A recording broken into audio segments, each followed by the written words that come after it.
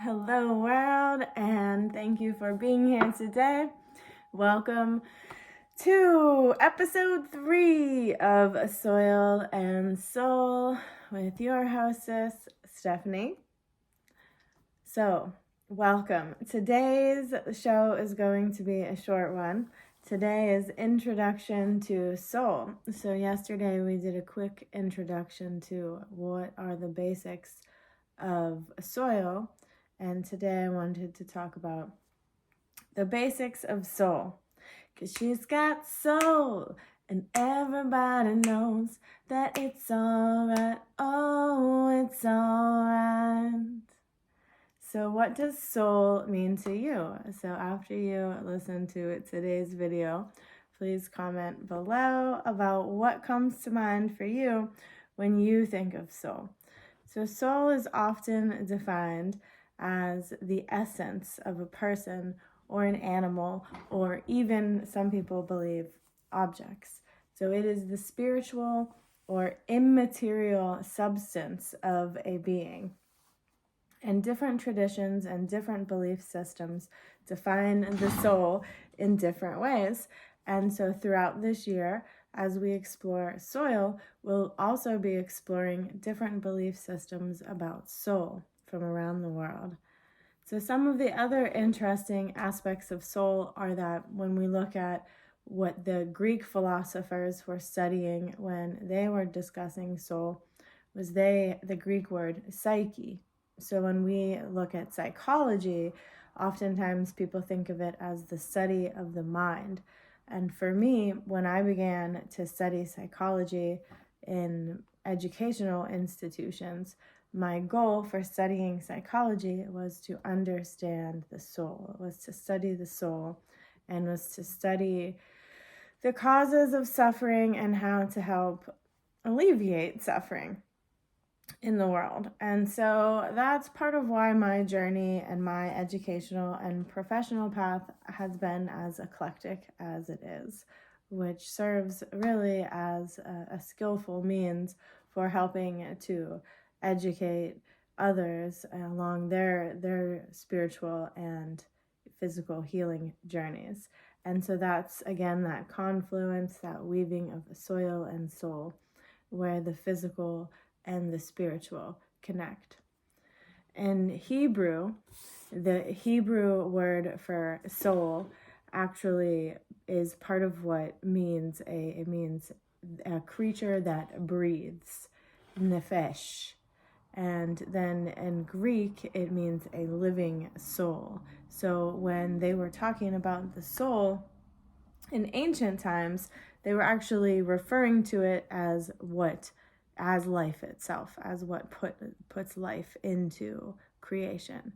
And then there are beliefs about who creates these souls and where these souls come from. So if we want to look at what definitions there are of soul, one can also say that it is a person's moral or emotional nature or sense of identity. It's also defined as the emotional or intellectual energy or intensity, especially as revealed in a work of art or an artistic performance. I don't know about you, but for me personally, there are works of art that I have seen that just, bring me to my knees, to tears, because of the beauty, the soul that is in the object, from the touch and from the soul of the person or people who created the object. And that is beautiful, and one of the things that gets me excited and makes life worth living is to be able to see and feel and taste and touch and use the senses from our bodies to be able to experience the feeling, the essence of souls, of the individual souls that are in the world, and then how they come together in the collective soul. The collective soul, another way of looking at the collective soul or perspective would be to look at the anima mundi, the world soul. And I many of us have experienced a connection with that, the world, soul. Some people may use the phrase one love, the heartbeat of the world. And that makes me think of the movie Moana, returning the heart to the earth. I always say Nefertiti, and my son is like, that's not what her name is, Mom. And I'm like, sorry. So I apologize for not knowing Nefertiti, the exact name of the earth goddess in Moana. And I think part of the point is that, a rose by any other name would smell as sweet. That the name of something is sometimes akin to its essence, but sometimes also different. That the essence of something is a feeling, and that the soul is something that can be felt. And yes, maybe we can describe different souls or the concept of soul in specific words, but it's also an experience, a connection, a feeling. Like when you meet someone and you just have this like click, right? That thing you connect, your soul tribe, some people may say. And finding other people who have those, who touch your soul is part of what breathes life into you, into your soul. And some cultures and groups believe that the soul is an immortal part of us, whereas in the Bible, I was recently reading that the belief system in the Bible is that the soul can actually die, which if any of you have ever experienced what is called sometimes a dark night of the soul or a crisis in your life, it can feel like a part of you is dying. It could feel like your heart or soul is dying due to the heaviness of the experience, which can often be shifted through mindset exercises and other types of healthy practices, as well as connecting with your soul tribe, with people who can help with the things that make you happy. Thank you. I was just remembering that quote about how the shaman will ask, like, well, have you been doing the stuff that makes you happy? Like, what makes you happy? Have you been dancing? Have you been singing? Have you been, eating healthy food, drinking water, making love, making art, spending time with children, whatever it is that floats your boat, right? Whatever it is that makes you happy, have you been doing those things? And if not, then do them. And that in and of itself, just embracing that joy and accepting yourself for who you are and the things that you love is like an automatic first step in the right direction. And we can thank our friends and our loved ones, and sometimes even the souls of strangers, for the gifts that they bless us with in the spiritual realm, as well as often in the physical realm. So, there again, it is just as important, just as essential to nourish the soul as it is to nourish the body, and that they are connected. The Epicureans believed that the soul was actually made up of atoms, which I really appreciate because that is an ancient scientific perspective on a spiritual topic. And technically, in my mind, that makes sense to me, because if God created atoms, Great Spirit created atoms, and the soul is made of atoms, and God, Goddess, Great Spirit, the Great Mystery created souls, then it's the same thing in a way. It's just like a language, a classification, a way of splitting the nothingness into lots of little somethings. Little nothingness is, the nature of emptiness. And so I think I just really love the subject of soul, and always have, which has led me to all of the places I've been, and where I am today is that I've been a soul scientist, wanting to get to the bottom of people's inner workings and how we're all connected, and how we can individually come to a sense of greater peace within ourselves and love, and reverberate that out to the rest of the world, and really believing that it's possible. One of the things I'm not the Dalai Lama, I'm not the Karmapa, I'm not a PhD spiritual expert on things, I'm not Deepak Chopra.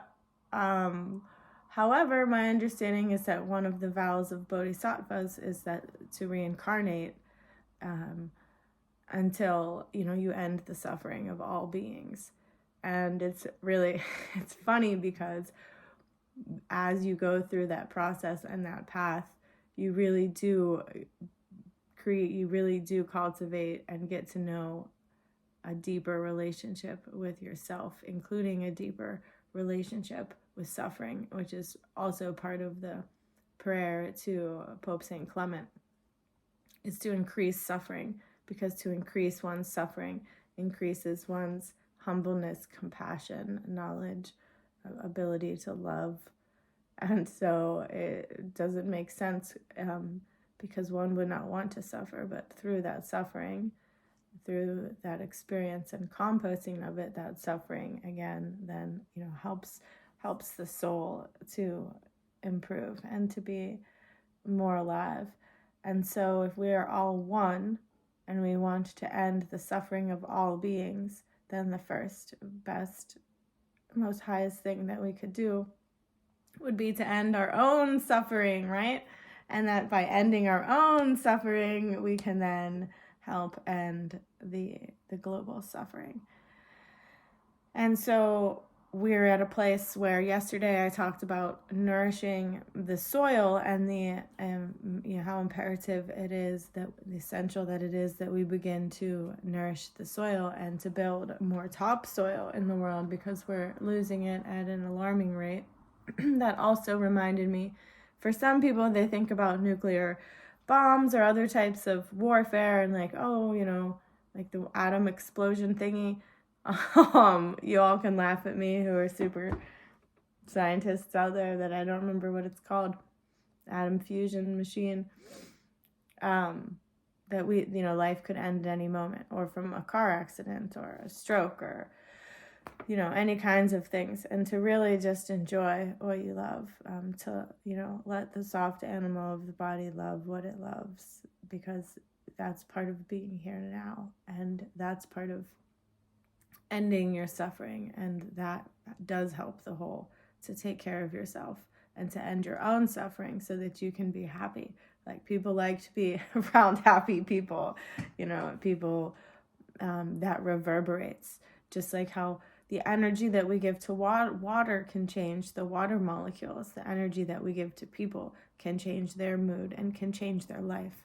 And I'm sure that most people who are watching this have had at least one charismatic person in their life, at least one kind, loving, compassionate person who has been able to help them to love their own selves and help to motivate them to believe in the beauty of their own dreams. And many of us I personally will give thanks to many mentors that have carried me along the way, maybe unbeknownst to them, just through their own love, and friends as well, and really learning how to make these healthy connections. So many of us have experienced trauma in our relationships with others, and speaking for myself, know that has made it hard for me to connect with other people out of fear, and that has been and is a healing process for me. And we can also look to our astrology charts, our natal charts, for more information through that lens about our soul. And one of my favorite things from Deborah Silverman's school is that permission slip. Like, sometimes some of us just need a permission slip to be who we are, to know that it's okay. And through those processes of really embodying what we love and really feeling life, like breathing in life, like breathing in the soul of life, and that reminds me of an experience that I had many years ago prior to my son being born. There was a psychedelic experience that I was having, and that in an instant, in that one breath, I saw a shining, glimmering rainbow light, as kind of like as if you were looking at the northern lights, except it was rainbow, and we were like in this very secret, very kind of enclosed place, like surrounded by stars, right? And I just started crying like immediately as seeing this and feeling this image, because to me this was the soul of the world. This was the sacredness of life, and it taught me in that one tiny moment, in that one tiny breath, that's all there is. That one breath is, and that every breath is so sacred, and every breath is so precious, that to live life is to appreciate it one breath at a time, and that taking it one breath at a time, and appreciating that sacredness of life, and that our next breath or our loved one's next breath isn't guaranteed, can help one to soften and to fully live life, and to fully love other people, and to fully be loved as well.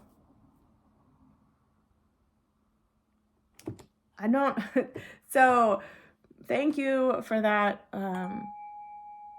reminder of the preciousness of life, and that every breath is sacred, and that we can use our breath to breathe life into ourselves.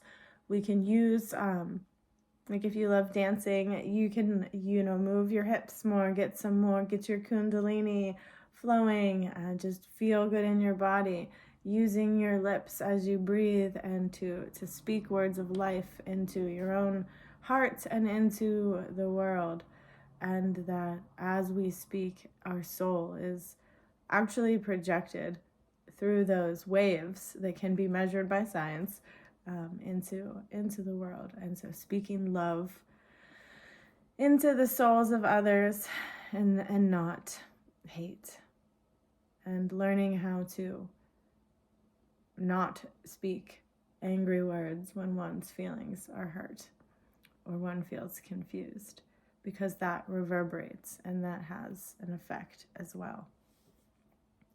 So we want to use our actions and our words to nourish each other, not to poison ourselves and each other. And the same goes for the land. And so cultivating this consciousness of compassion and care for oneself and others is going to cultivate worldwide peace. And it's wild because it includes nature, and it's wild because it hasn't been done yet.